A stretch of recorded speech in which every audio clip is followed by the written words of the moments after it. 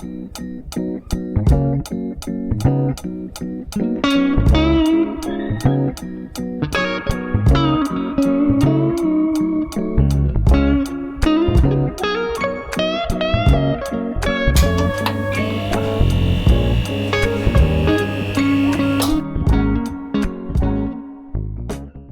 everybody, it's Friday PM. It's Luigi Scarcelli here on First Friday. Tonight we're really excited to have Danny Cashman on the show from the night show up in Bangor. Danny is finishing his multi-year run and had some surprise guests and some really interesting things to talk to us about.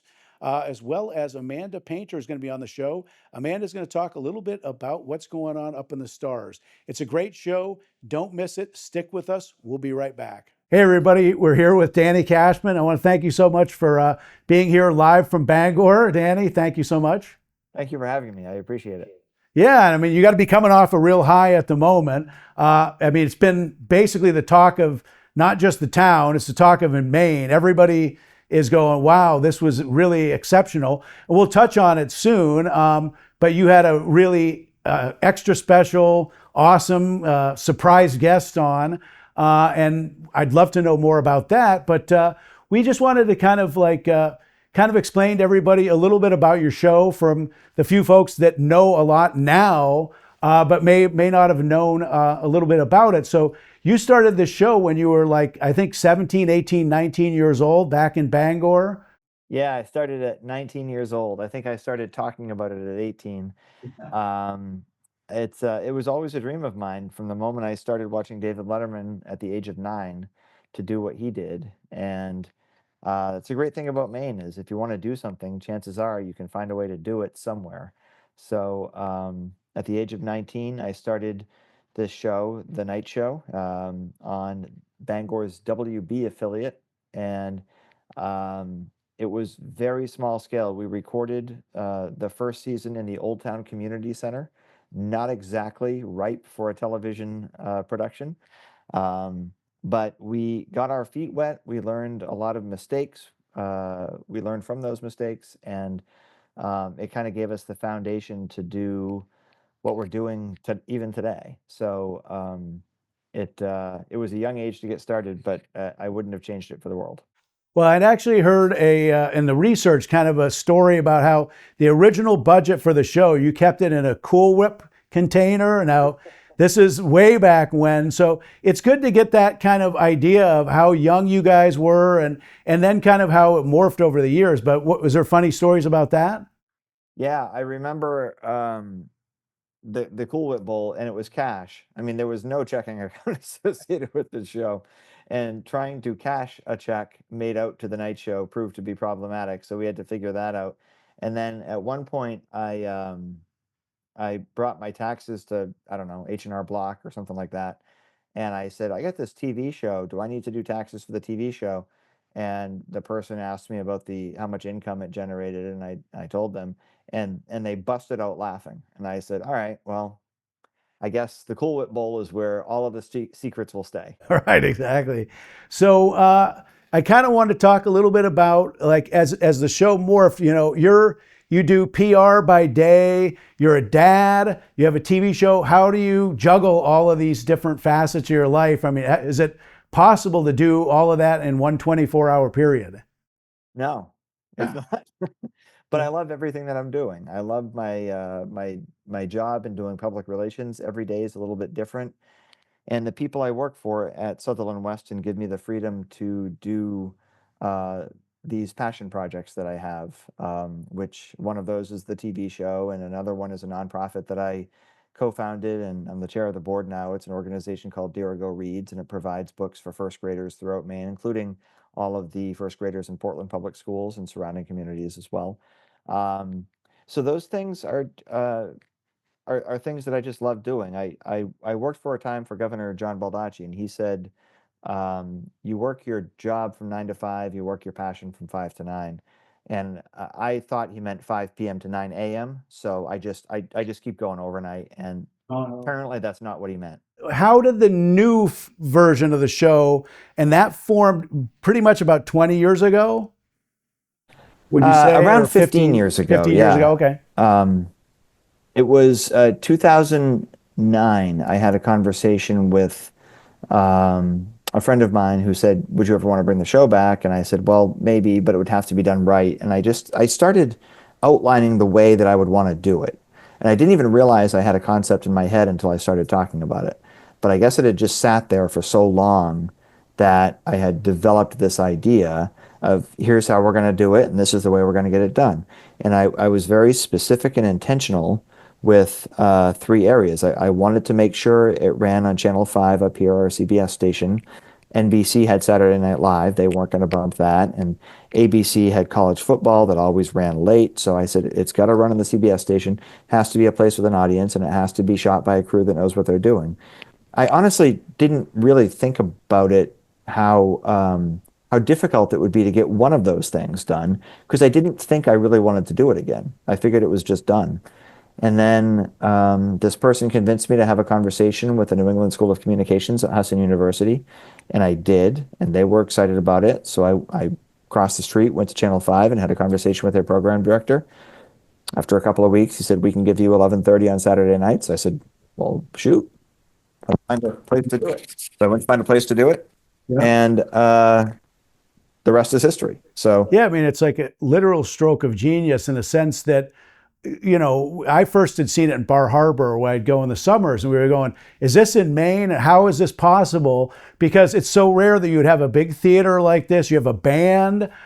There's just all of these things. And so it's not that it wouldn't have been possible, but it would have been probably a lot more difficult had you not been able to partner with Husson, the School of Communications. You guys have worked hand in hand for that whole amount of time. And it seems as though it was a kind of an instant hit. So yeah.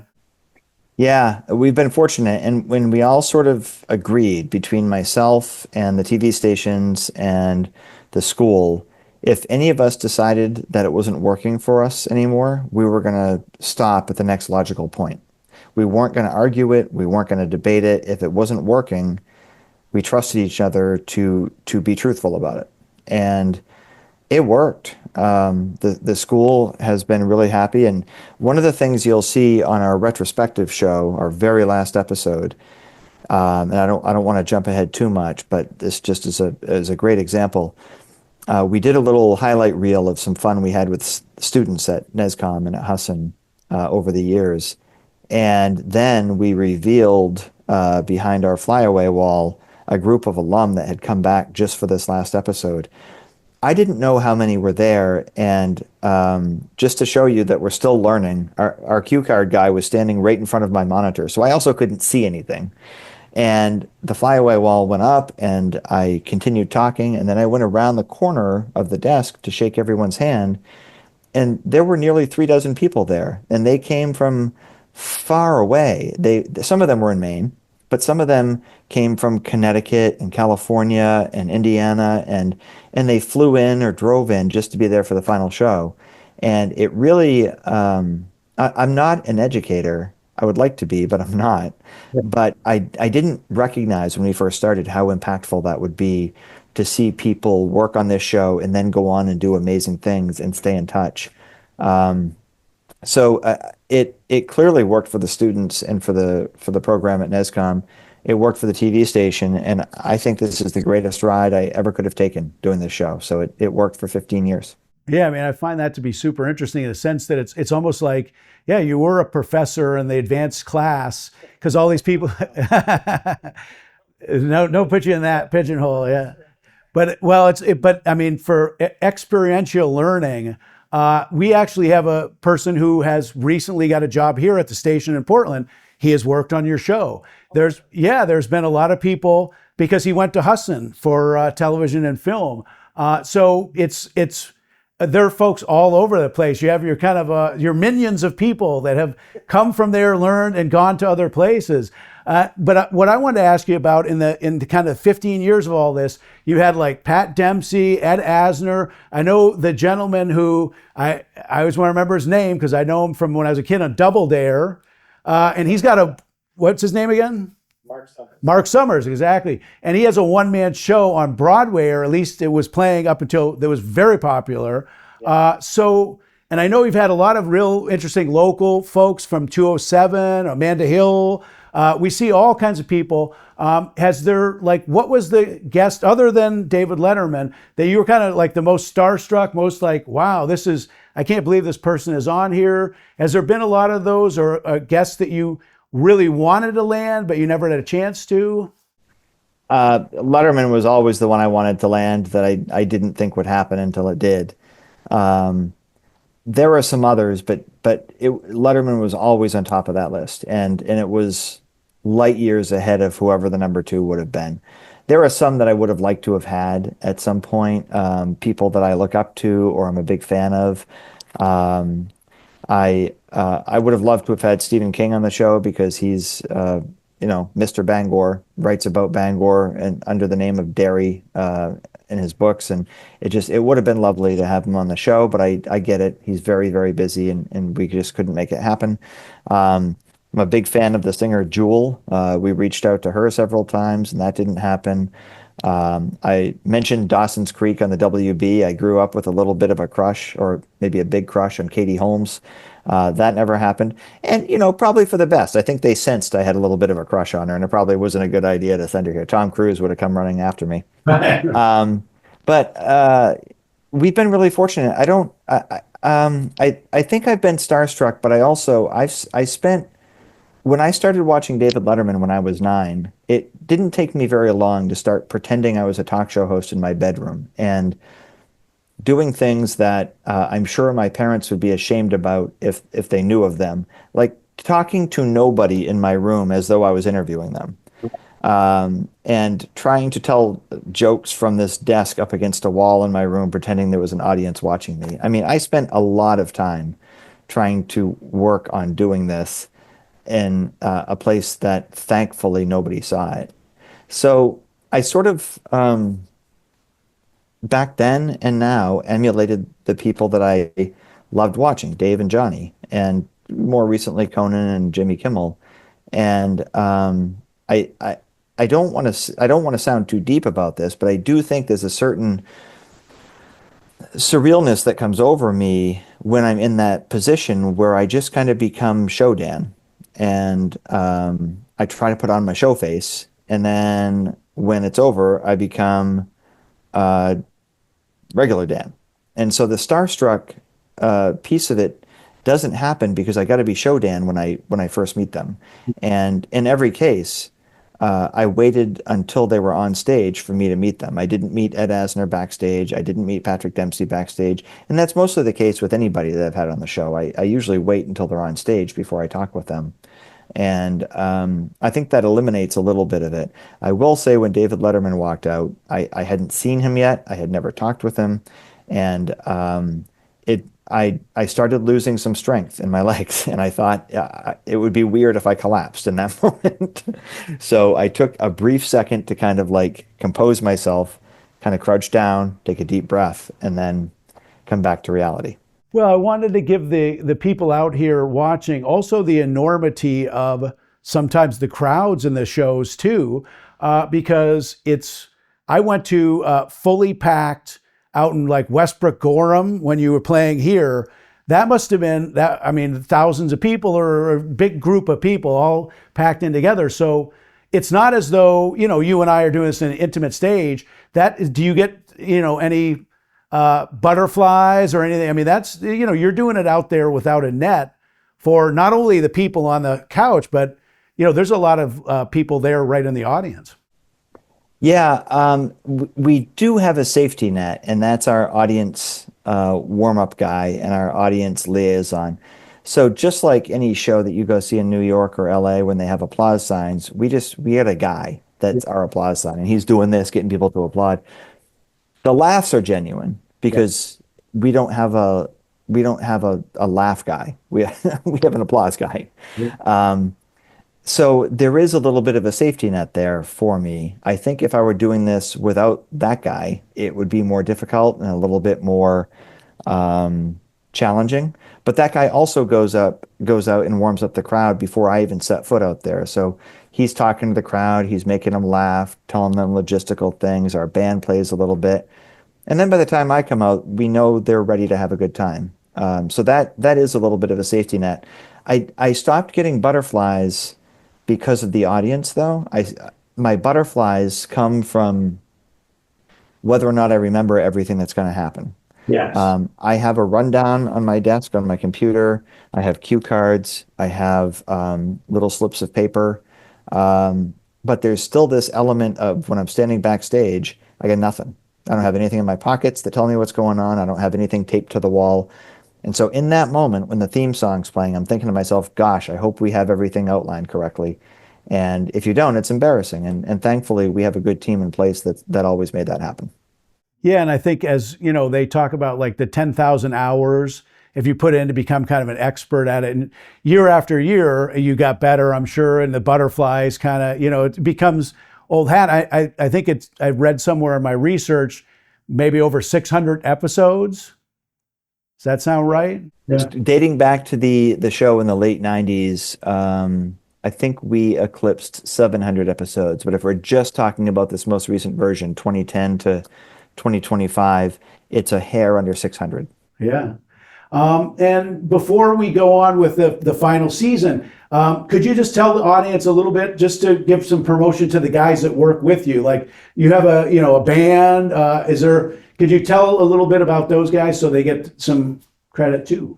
Of course, Brian Netto and the Night Show Band is our house band, and Brian Netto is not just the name on the band, but he is a genius musically and a heck of a good friend. If people pay really close attention during the show, if they watch every week, you'll notice, or you may notice, that every guest that walks out there has music that they walk out to. And those are chosen for specific reasons. It might be a play on words with their name. It might be something to do with a piece of work that they've done. It might be something else that is very much an Easter egg that you'd have to find. But Brian puts a lot of work into curating that music and making sure the band is ready to perform that music.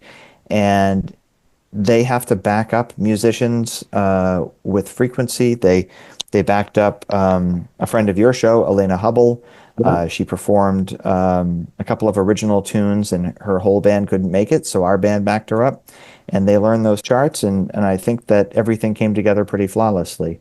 The amount of curveballs that they are thrown at every taping is challenging, and I think that they are deserving of all sorts of credit in terms of making the show tick. So that's Brian Netto and the Night Show Band, and that involves Mike Borgia on drums, Lincoln Blake on keyboard, David Clark on guitar, Bob Roman on bass, Jim Winters on trombone, Steve Orlovsky on saxophone, and Brian Netto on trumpet.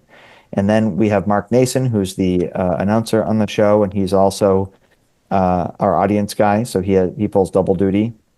We have Michael and Jennifer Murphy, who, if you go on our Facebook page and see hundreds and hundreds of photos, they come from the Murphys. Their business is Whittling Fogg Photography. And we also have Luke Bushard is one of the executive producers. Rodney Verrill's one of the executive producers. And Sue Potvin is a jack of all trades that does everything from producing segments to being sort of the backstage wrangler and making sure that everybody knows what they're doing and where they're supposed to go. It takes a small army to make a show like this tick. In fact, it takes a large army to make a show like this tick. But because we're Mainers and have Yankee ingenuity, we've done it with a small army. And the team we have in place right now is second to none. Yeah, we went backstage because we did a piece backstage when you were in Westbrook, Gorham. And we got to see for ourselves. I mean, cables running everywhere, people running craft service. I mean, it was a big event. We were like, wow, this is a lot going on, and we got a chance to touch into it a little bit.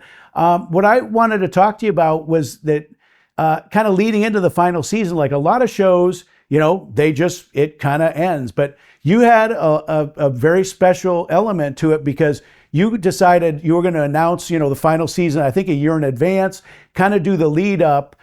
In that year, was there any highs, lows? What did that year feel like? Emotional, different parts to it? Yeah. Yeah. Choosing to announce it a year out was, a lot of people questioned that, wondering why we would announce it so far out. But Um, because we work with the school and because we have such a big team and because we've done it for, at that point, 14 years, I wanted to make sure that we had a chance to invite back some of our favorite guests and get that last chance at some of the dream guests and be able to kind of wind things down from the school's perspective and make sure that they were in a good place. And we had advertisers that had committed for so long. We wanted to make sure that everything ended smoothly, and I think it worked out just the way we wanted it to. There were a lot of high points. I don't know that there were any low points. People brought it, from guests to our writers to our producers to our band to everybody. They brought it all together. Brian Netto and the Night Show Band surprised me with a performance. The drummer in that band is an old friend of mine. We went to high school together, and he sort of put this band together 15 years ago when I asked him if he would maybe contact a few musicians. I didn't know he was going to contact some all-star musicians and put together this band. Um, but they did a version of Saturday in the Park by Chicago. I love the horn lines in that song. I love the words in that song. I love that song. And Mike, my friend, who I didn't know could sing this well, did the vocals on it and performed it live in front of the audience. It was a complete shock and surprise to me. And that was such a highlight for me. Um, there were some special musical performances actually throughout the year that were just phenomenal, and I won't forget them. We brought back a performance of Christmas Baby Please Come Home, which is my favorite Christmas song. So we had strings and a chorus and extra horns, and it was great. We stopped doing it for a little while. I wish we hadn't, but we brought it back, and it was good to do that. And the guests that came back, and those that appeared for the first time, there was a different feeling to it. People were they brought their A game, and it elevated the entire show. Um, I don't I can't think of any low points really. I'm sure our viewers could, but Right. I think everything went pretty well.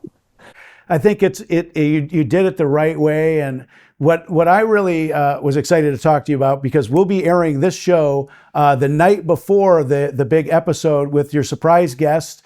It's not, as I said before, a surprise really to anybody. It's the talk of all of Maine. Everybody says, "Oh, Danny Cashman." He has David Letterman. So I know you don't really want to talk too much about a lot of the things that are the details of it, in which, I think that'd be great. We want to wait to watch it ourselves. But what was it like having him there? What was kind of the whole lead up? I mean, is it possible to tell us how did this happen? Any of the fun details?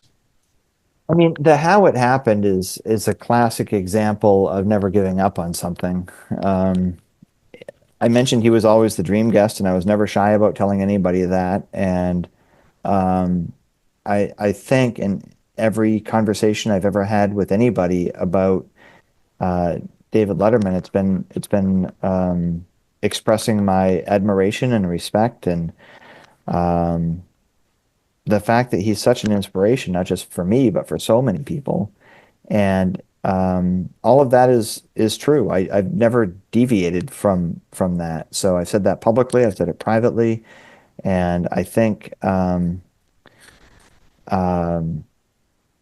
sometimes moons just align right. And I'm very fortunate to have people in my life that have liked what we've done on this show, and they've been helpful in many different ways. And some of those people helped kind of connect people and dots together to bring this over the finish line. What was it like when he was there? There was a buzz, there was an energy in that room, and that translated from some of the students who might have been, 8, 9 years old when he went off the air 10 years ago, to a definite buzz in the audience even before he came out. They knew something special was about to happen. You're right. Everybody knows now. We've been promoting it. It's been in the Right. paper. It's been on Cat's out of the TV. bag. Yeah. But in the audience that night, nobody knew. They Yeah. just knew there was a mystery guest. And even friends of mine who have known, they had to sit there and listen to me talk endlessly about what was on Letterman the night before in high school they never believed this would have happened. They were making guesses that were pretty good. We had Cooper Flagg. People were guessing Cooper Flagg. People were guessing Bill Belichick because his girlfriend's from Maine. Somebody guessed President Trump. Somebody guessed President Obama. Like the guesses were good, Yeah. but I tried to have the same answer for all of them, which was I can't say a word. Yeah. And even the two or three people that guessed Letterman, I said something like, don't you think I'd be more excited if you were coming on our show? And so people just didn't expect it. And I hope I never forget the reaction when I announced his name. And then he gave it, you'll see on the show, he gave it a little while before he walked out after I announced him. And the energy level doubled when he walked through the door. And it was a very, very cool night. And it was a unbelievable way to wrap this whole thing up. Yeah, I mean, from the shots that I saw of it, it looked like it was such a good time. And he sat down with you. Was he on for the first guest, or was it He's the only guest. only guest? In Yeah, fact, he could have hosted the whole damn show if he yeah, wanted he's just to. that I would quick, have been right? fine with it. Yeah, He so we talked a little bit longer because he had a lot to say, and that was heartwarming. Everything about it was heartwarming. So we're actually on for an hour tomorrow night when it's on. So at 10:30 on Fox 23, it'll be on for an hour. All of the stations are giving us an hour for this episode. So so if you're you'll get to see sort of an DVRing it, extended yeah. interview with Dave, and he did his homework. I mean, he talked a lot about Bangor and talked a lot about Maine, and he talked a lot about our show and also his own challenges when he gave up his show. Of course, he has other shows now, but um, he he was very, very open, honest, sincere, and funny, and it was a great first date. Yeah, because he has a show now, but it's so different, obviously, the Netflix than to be like yourself, where you're doing topical humor and it's much more in the day-to-day grind of things. I was going to say, for people out there setting your DVRs, this is not the half-hour episode. This is a full hour, going from 11 till midnight. 10:30 to 11:30 in 10:30 Portland, to and 11:30. then if you're watching us on CBS 13, it's from 1 a.m. to 2 a.m. Okay. But yeah, it's a full hour, and it should show that way in the schedule. So if you're setting your DVR, it should get the full hour. And is this one of the ones well, I should save that because I was going to say if people can see this after the fact on social media, but you don't want to put that out there because you want people to watch it live when it happens. Well, yeah, we put clips up on social media, but it's never the full show. Never So the if you full want to show, see yeah. everything that happened, then you Yep. have to watch it on You have to television. tune in and watch. So the last show that you'll be doing is kind of a guest-free. It's like a more retrospective. Can you tell people a little bit about that show? Yeah. So we had I would say four or five, maybe six different segments we were going to figure out which the best three would be to put in this final show. And it really is a look back, a culmination of 15 years, some things that were important to us, and then sort of a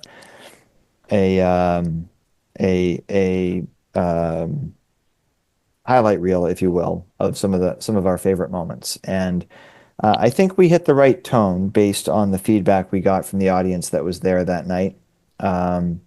It's difficult. I've watched every late night talk show's final episode, from Carson to Leno to Letterman to Conan and they all handled it a little bit differently. And I think that we hit the things that were important to us with our own sort of unique spin, but also it's familiar enough in its tone and content for people to recognize that this is our final show. So we had one last question from one of our producers. They were saying, after the show goes off the air, do you think you'll now be able to go to bed before midnight? And if so, will you be just staying up and heckling the TV from your couch instead? No, I keep odd hours for sure. I am an early bird and I'm also a night owl, and those two don't always line up. So I'll still be staying up past midnight. I'll still be watching the late night shows.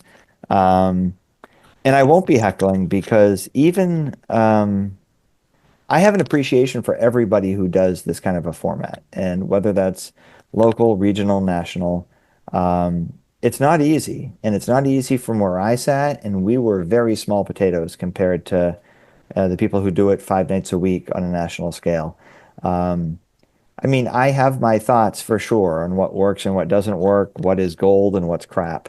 But for the most part, I appreciate everybody who's doing it, and even the show After Midnight on CBS that's going off this June with Taylor Tomlinson. They carved out their own little section of the late night landscape, and it's sad to see that just go away.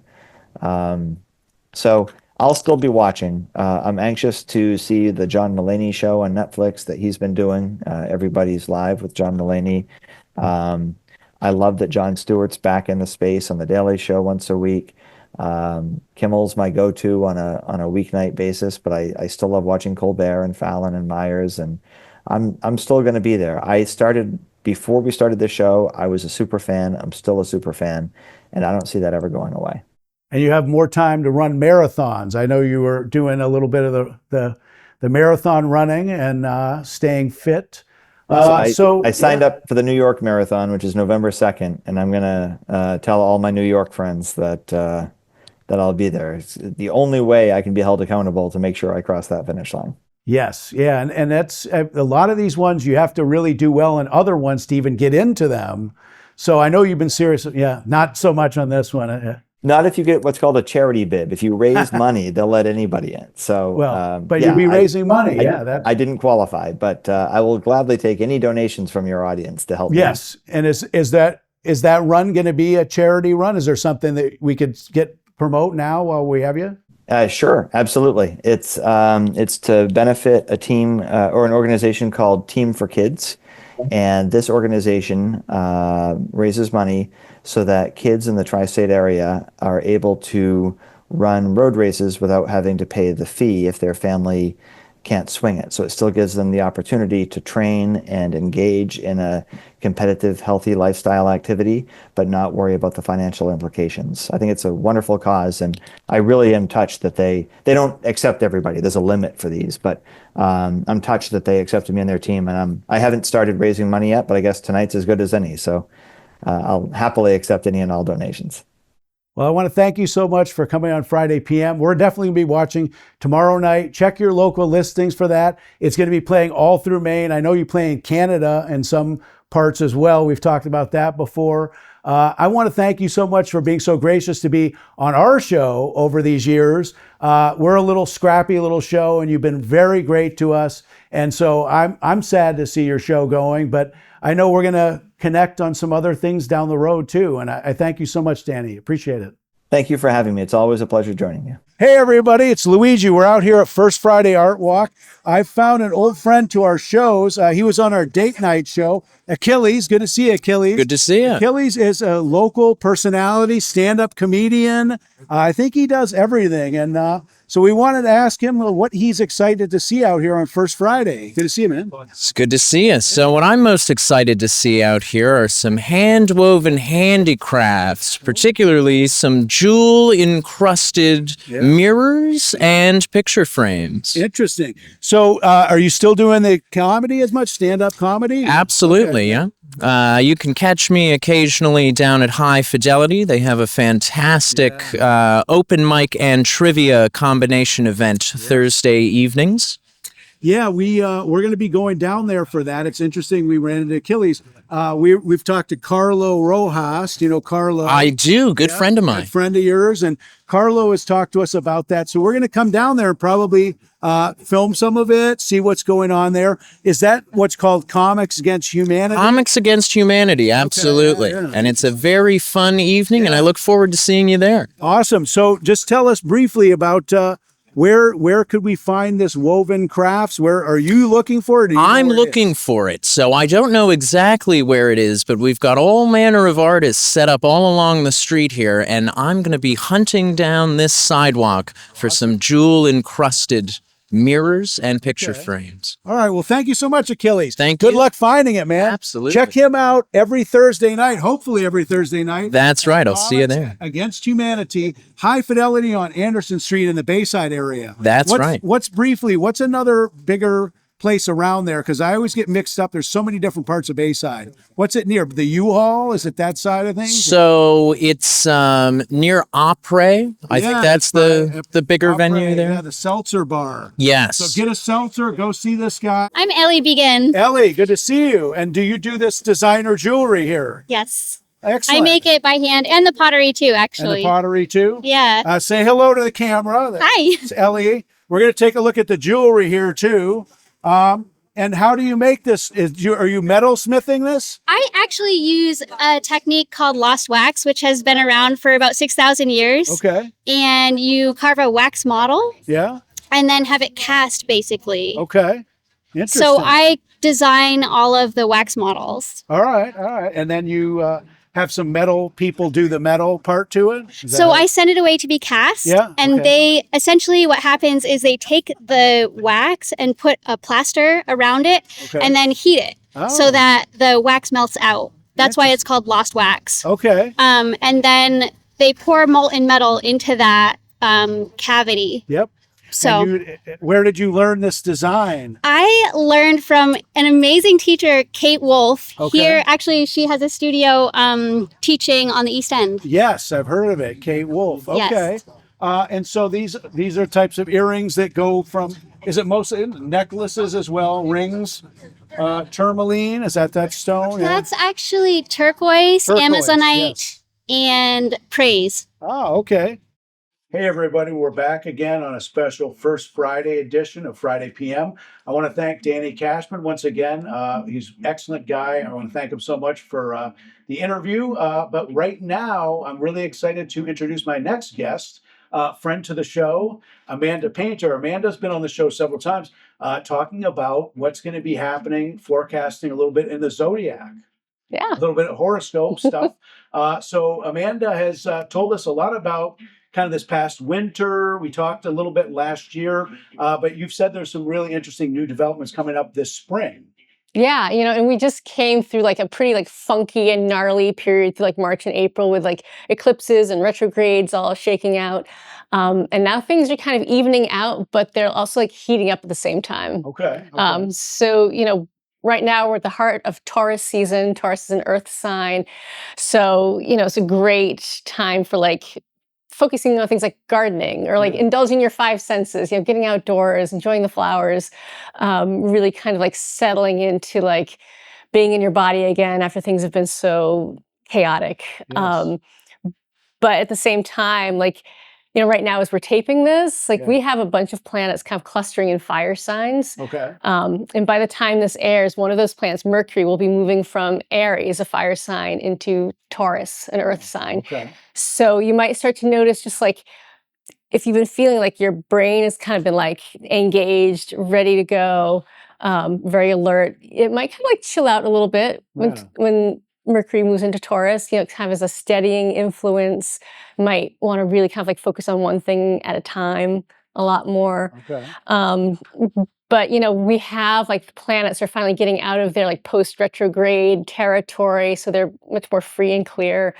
Moving forward. Much more forward movement. Well, so with Mercury and Taurus, do you find that that's more of, because Taurus is more stable, than Aries, for example. And Right, so right. Is that more, stable time of looking at, grounded things? I know Taurus is very earthy. So we have that mix of like the earth and the fire right now. So you have like that energy of the fire, kind of like lighting things up, but then like the stability of the earth in Taurus, kind of like saying, all right, but we have like a handle on reality. So if people out there don't know, how can they look on your website or other social media to find out more about these things? Yeah. And do you post weekly? Do you post blogs? Do you do any things where they can really see more of what's going on? Yeah, so you can either check for my public posts on Facebook. I also have a secondary Facebook profile that's more related to my business. And my website is amanda-painter.com. Okay. So I try to post there regularly, like once a week-ish. Facebook is usually, a little bit more often during the week, a variety of topics. So you find that one of the bigger things right now is this Mercury kind of transitioning into. Well, it's one of the things. I mean, it's part Yeah. of a bigger Okay. picture of, as I mentioned, planets sort of gathering in the fire Okay. signs. Could you tell us more about that? I would love to. Yeah. Okay, Yeah. So we have Mercury right now in Aries. As I Okay. said, the day after this airs, I think, is when it moves into Taurus. Okay. Mars is the planet of like action and aggression and like libido and motivation, and that is in Leo, and it has been for a little bit because it had a really long retrograde that went back from Leo to Cancer. So it's been in Leo a little bit. It's going to be in Leo, I think through June. Yeah. It's in Leo for a while, and Yep. so that's I think really about finally really going for what you want. Really Exactly. tapping into courage, do the thing that maybe scares you a little bit, but Right. it's like calling to you. But also like keeping tabs on your pride and your ego. Leo can be a little bit dramatic, can be a Yeah. little bit sensitive to being snubbed. Yeah. But it's also the sign of compassion and generosity. So I think that's, compassion and generosity, I think, are precious as gold, and gold is like another symbol of Leo. So right. Yep. keeping that in mind is like Mars wants you to really go forward and go for it. Yeah. Also remembering to remember the people who you're with. Be gentle. I think Leo gets, like all signs, gets a mixed rap, but I always knew them to be in some ways the fullest expression of the human personality, and it's the A lot sun. of vitality, a lot of humanitarianism, a lot of leadership, a lot of generosity, but also, that ability to kind of dramatize things. Right, Sometimes they can get a little bit Yeah. full or very talkative. I've known some quiet Leos, but I've also known some very, very talkative You Leos. find some quiet Leos, but they're usually those ones that underneath that quiet surface still have that big boisterous Leo. And as an actress, you see a lot of Leos in the world of drama. All sorts of and signs music show up in and drama. entertainment. Yeah, exactly. And politics, things like that. Oh, sure. Anywhere where that big personality can do well. So that will be in Mars. That Mars will be in Leo. Mars is Leo right now, Yeah. and will be, I think, through June, if I remember Okay. correctly. And then Venus, the planet of love, is also in Aries right now. So, okay. Venus, Mars, and Mercury are kind of three of the personal planets. So representing mind, kind of like your energy and motivation, and like love and emotions and receptivity for Venus. So having them all in fire signs, it just feels like a lot of energy to me. It's really kind of a lot of vitality. I think Venus and Aries is kind of just lighting a fire under, really attracting who and what you want, right? Yeah. I think Venus tends to be associated with kind of like more passive signs, like, Taurus and Libra, very much about relating and welcoming in. But in Aries, she gets a little bit lustier, a little bit more assertive, Yes, that's the difference. less passive. So I feel like to balance the Venus and the Aries energies together, there's something about like, making that step toward what you want and being very direct about it, but also then kind of stepping back and kind of allowing the space for it to show up. Like you don't have to like pursue, make your intentions known and then let that be met, right? Well, because Venus, as it expresses itself in Libra, is going to be the opposite of Aries, which expresses itself as Mars. So those are opposites. Now, Venus, as it expresses itself as Taurus, is the neighbor to Aries. So they're a little very different. Pretty different. Yeah. Very different. But that could add that spark. It also seems like maybe it could be for that Libra out there, especially who's too shy. This could add that for them to go and speak to that person that they maybe met at the coffee shop before. Exactly. Sort of like just thinking about like sort of like leaning into the energy and then noticing if you've like leaned a little further than you need to. You just say like, okay, well, let me open the floor and let something kind of show up. Give it the space. Yeah. So but that's that Mercury. Mars is Leo, and then Venus. Now, are those, other than the moon, I always think of those as the most influential planets. Yeah, well, they're the ones that I think because they relate to very personal facets of our personality. They're the ones that, cycle through the zodiac very quickly. So they relate to our kind of like day-to-day, month-to-month, year-to-year existence a lot more tangibly. They're easier to notice. Like I said, they relate to parts of our psyche in very kind of personality type ways. Whereas some of the outer planets, the ones that move a lot slower, they tend to express more clearly in like generational, decades long or years long movements, trends. almost, Yeah. and trends. I mean, they still have personal life implications, but it's less about like, oh, what part of my personality does this planet represent? They're more about kind of like instigating or initiating or triggering, events or, if I was going to do like a birth chart reading for you and look at what's happening for you with the planets as they move currently in the sky, I'd be looking at, oh, how are the outer planets, the slow ones, interacting with your personal planets, the fast ones? And that relationship between the fast planets in your personal chart and the slow planets, like when those come into contact, are usually times of big changes. Okay. So yeah, there's an interesting interplay between the different types of planets and the speed that they move. And so when they would say, we're in the age of Aquarius, or we were at one point. Yeah, that's a whole thing. Jumbo, right? I don't know if it's humbug jumbo. It's more like, I think the popular conception of what that means is not quite accurate to what the astrological thing. And I think we're so early in the age of Aquarius that we don't really have a firm grasp on what it is. What it is and what it means. Yeah.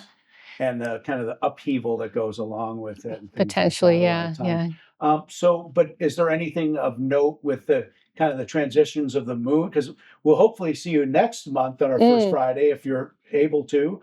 But within this month, it just cycles so quickly. It's kind of hard to. Yeah, I'm not gonna give a day-to-day calendar of the moon signs. But you can find that online. Right, I will say that pretty much all of the major planets, like the ones that relate to the individual signs, they're all in direct motion right now, except for Pluto, which will be retrograde by the time this comes out. But Pluto, again, moves so slowly. I don't worry too much about its retrogrades unless it's interacting with something else, because it's retrograde a lot, right? It's just kind of like part of the normal condition. But I feel like with so many planets in direct motion, it's just sort of like another signal from the cosmos that it's a good time to move forward on things, especially things that got a little like tangled up during the retrogrades and with the eclipses, and you're kind of sorting through what early in the year and the spring were about. Like May through June is like really looking a lot more clear for kind of like getting shit done and getting your life a little bit more in order, trying to make some progress on things. So it's just, I think, a very like interesting and exciting time when that happens, because often we have a bunch of planets retrograde and it can feel a little bit like we're reviewing this, but I want to move forward with that. So May through June is much more a time of, I think, more clear potential for forward momentum and building on things. Of your mind. Yeah. And so this time of year, are there other things that you find that would be interesting things to do based upon those? I mean, we're in Maine. It's warming up. It's always about getting outdoors, right? Get outdoors, enjoy the art walk. Yeah, whatever's going on. I will say, like I think I mentioned May 10th, Mercury enters Taurus. So again, that's going to be a little bit more Earth to kind of stabilize and balance, like the quick and more impulsive energy of the fire signs. May 12th, 2 days after that, is the Scorpio full moon. So that's going to be the moon in Scorpio opposite the sun in Taurus. When they are opposing signs. Exactly. So again, for the kind of the simple folks to see, any opposing sign is when they're going to be basically 6 months apart from each other.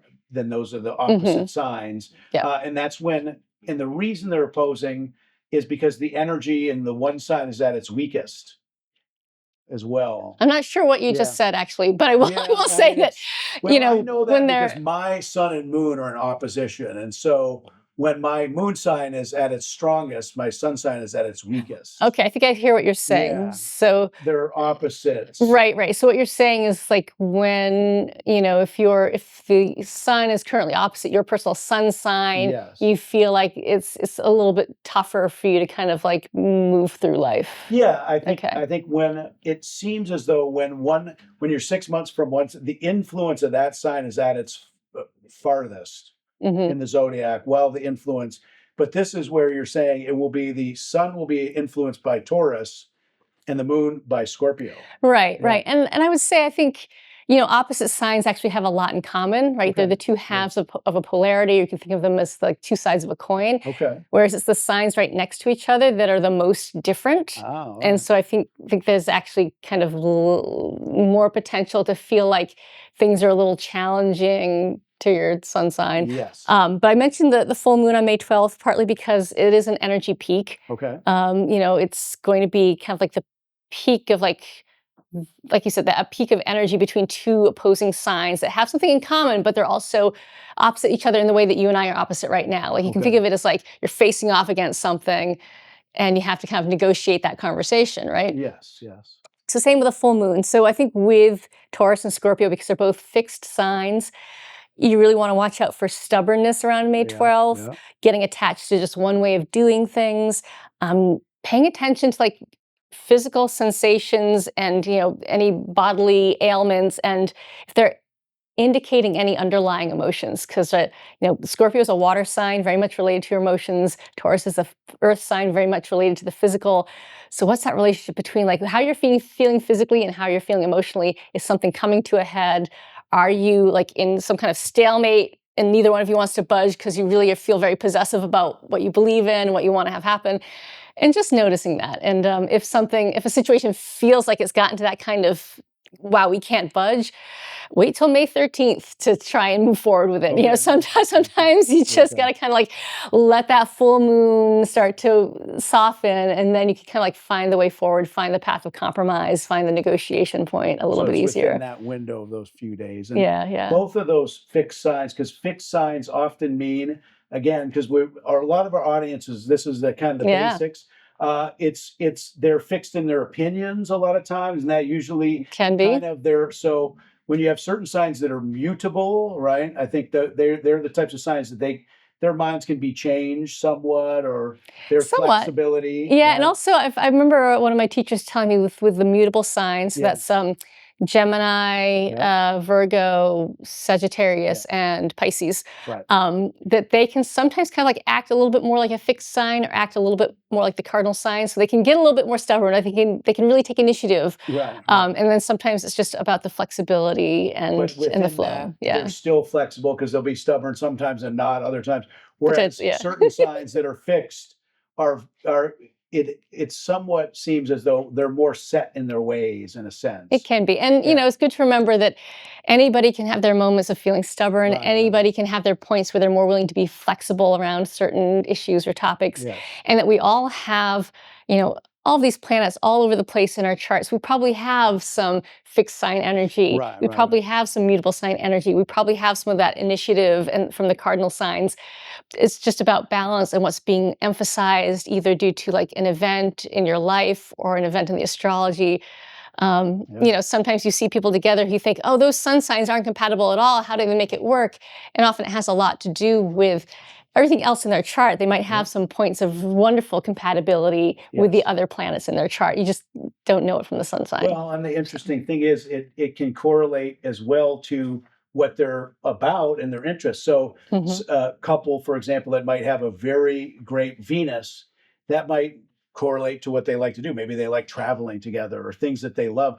A couple that might have, for example, if we're just talking about couples, the similar Mars, that they coexist well. They might also be people that are both very directed people and Right. ambitious. So those Which can things be work. tricky. Like, like if you both have like Mars and Aries, you might both be so like Right. headstrong Yes. that it's hard to give into the other two. Right, Whereas right. if you have complementary Mars Exactly. signs, Yes. this person might be gung-ho when you're happy to take a back seat in Yeah. certain situations and Yeah. vice versa. Yeah. So it's not all about being same, but about finding the places of complementariness.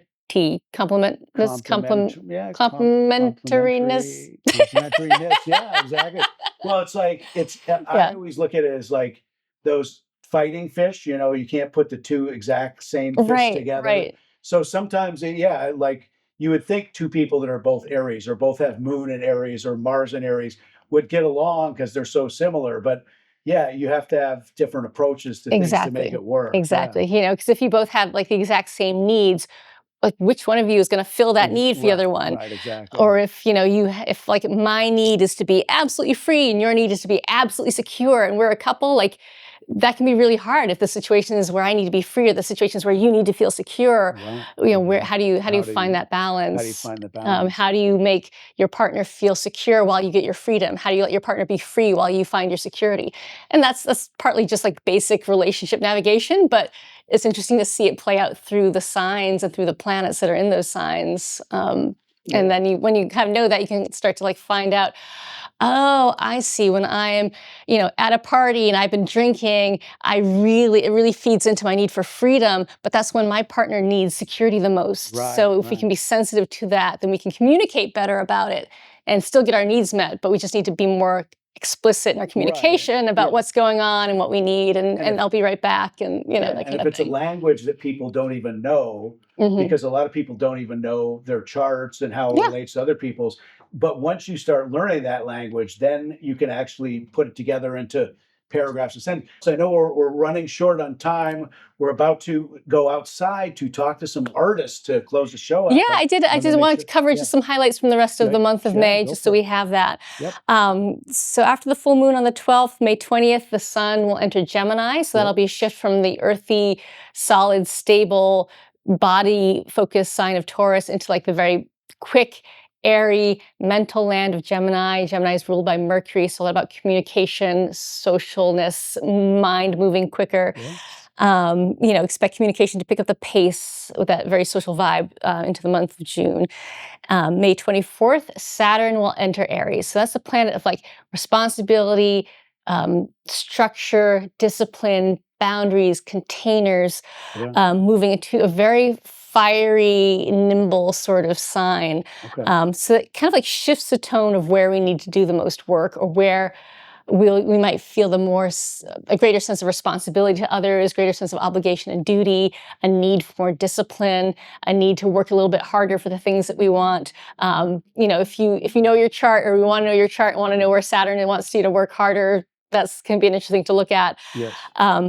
But I think also Saturn will help offer another steadying influence and all of that really sparkly, lit up Aries and Leo energy that we have going on, all that fiery ambition and impulse in the month of May. May 26th, we have a Gemini new moon conjunct Mercury. So the sun and moon together in Gemini, with Mercury close by.